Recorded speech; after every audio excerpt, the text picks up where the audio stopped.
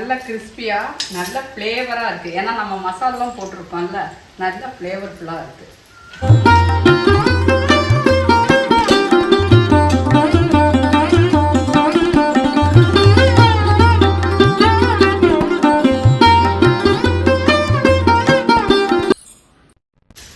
இன்றைக்கி கருப்பு கொண்டக்கடலையில் மசால் வடை செய்ய போகிறேன். அதுக்கு வந்து மசாலெல்லாம் எடுத்து வச்சுட்டேன். இப்போ சோம்பு ஸ்மூவா ஒரு 1/2 ஸ்பூனு அது போட்டுடுறேன். ஒரு 5-6 பல் பூண்டு. ஏன் இதுன்னா கேஸ் ஃபார்ம் ஆகும், அதுக்காக தான் இந்த இதுக்கு தோலோடு போடுறோம்ல, அதுக்காக. ஃபைபர் நிறைந்த கொண்டக்கடலை மசால் வடை. 2 மிளகாய், 2 கிராம்பு, 2 பட்டை, கொஞ்சம் இஞ்சி எல்லாமே போட்டோம். இப்போ தேவையான உப்பு, வடைக்கு தேவையான உப்பு. இப்போ நம்ம ஊற வச்ச கொண்டக்கடலையும் போட்டு அரைச்சிடலாம். இந்த கொண்டக்கடலை அந்த மசாலெல்லாம் போட்டு அரைச்சிட்டேன்.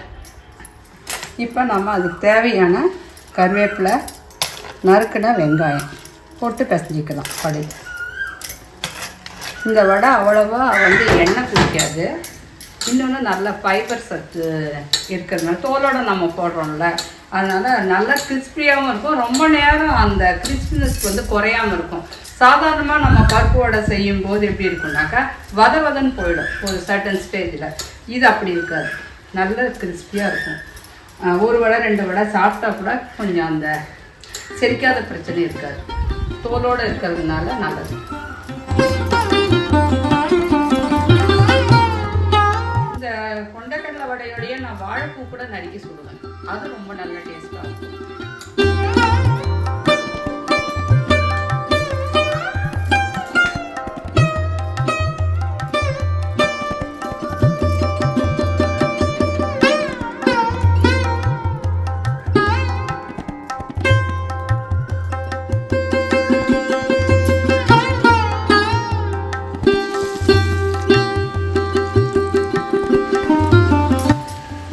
கருப்பு கொண்டக்கடலை வச்சு கபாப் மாதிரி பண்ணுவாங்க. அது வந்து நார்த் இந்தியன்ஸ் வந்து அது நல்லா ஆயில் இல்லாமல் அந்த மாதிரியும் பண்ணுவாங்க, தவாவிலையும் பண்ணுவாங்க, ஆயிலையும் போடுவாங்க. நம்ம எப்படி வடைன்னு சொல்கிறோமோ அதுதான் அவங்க.